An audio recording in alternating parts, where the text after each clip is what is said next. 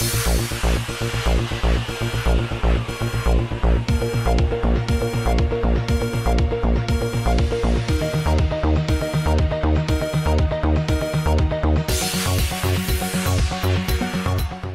में रोहिंग्या मुसलमानों पर जुल्म हो रहा है।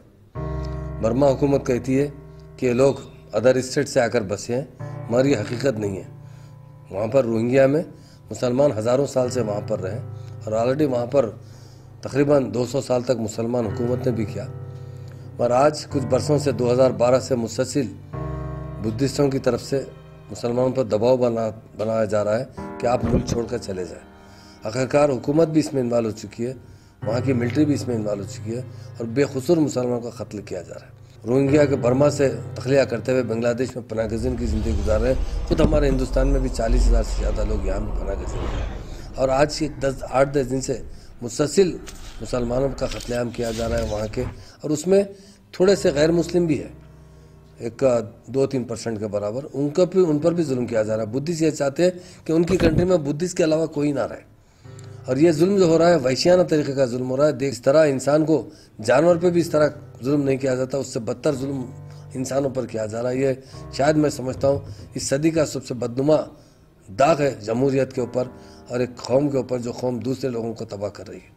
तो हम हुकूमत से मुतालबा करते हैं। ख़ास तौर से मैंने जब मुझे मालूम हुआ तो सबसे पहले मैं बांग्लादेश के सफ़ीर से मुलाकात किया, उनसे अपील किया कि जो लोग बर्मा से आ रहे हैं उनके रास्ते बॉर्डर मत बंद कीजिए।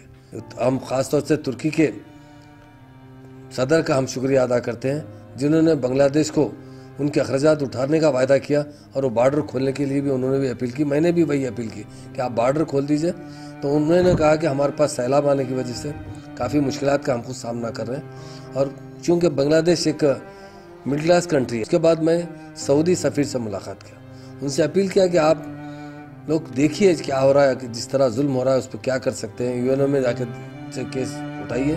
दूसरा, इस्लामी ममालिक को बुलाइए। इन जुल्म होने पर बांग्लादेश में जो आकर वहाँ के लोग ठहर रहे हैं पनागज़ीन, उनकी मदद के लिए बांग्लादेश को माली मदद कीजिए ज़्यादा से ज़्यादा, ताकि वो कहाँ तक उन लोगों का खर्चा बर्दाश्त करें। बांग्लादेश के सफ़ीर ने मुझसे कहा ऑलरेडी हमारे पास तकरीबन 4 लाख से ज़्यादा लोग पहले से पनागज़ीन हैं, अब ये फिर 6-7 लाख लोग आ रहे हैं यहाँ से, किस तरह हम इतने लोगों का खर्चा बर्दाश्त करें। इसलिए मैंने सऊदी अरब के सफ़ीर से कहा कि ज़्यादा से ज़्यादा आप बांग्लादेश की हुकूमत की मदद कीजिए ताकि उन पनागज़ीन की वो अच्छी तरीके से देखभाल कर सकें। और उसके बाद सुषमा स्वराज जी से मिला, उसके मेरे साथ हमारे पार्टी के सेक्रेटरी जनरल केशव राव साहब भी थे। उनसे हमने उनको एक लेटर दिया और कहा कि ये जुल्म इस तरह हो रहा है, इसे रोकने के लिए हमारे प्राइम मिनिस्टर से आप अपील कीजिए, और आप खुद भी एक्सटर्नल अफेयर्स मिनिस्टर हैं, आप खुद भी वहाँ के सफ़ीर को बुलाइए बर्मा के, और सख्ती से उन्हें पाबंद कीजिए। इस तरह का कत्लेआम हम बर्दाश्त नहीं करेंगे, और प्राइम मिनिस्टर से दबाव डालते हुए उस कत्लेआम को रुकाने की कोशिश कीजिए। हमारी यही हुकूमत है, इनसे अपील है, हमारे प्राइम मिनिस्टर साहब से अपील है कि आप अपना असर उसको बताइए। और वो भी हमारी पड़ोसी रियासत है, ऐसा नहीं कि हमसे बहुत दूर नहीं है, हमारे बॉर्डर को लगकर ही बर्मा हुकूमत है। उन पर जहाँ तक हो सके दबाव बनाते हुए वहाँ का कत्लेआम रुकवाइए, और वो लोगों को नेशनलिटी दीजिए, और जो लोग तर्क वतन कर चुके हैं फिर उन्हें वापस भिजाते हैं, उनको अच्छी ज़िंदगी गुजारने का मौका अता कीजिए। ये हमारे हुकूमत हिंद से मुतालबा है, और हमारे तमाम मुस्लिम भाइयों से भी मेरी गुजारिश है, ज़रूर उसके बारे में आप एक मीटिंग करते हुए कुछ आप अपना इजहार ख्याल कर सकते हैं।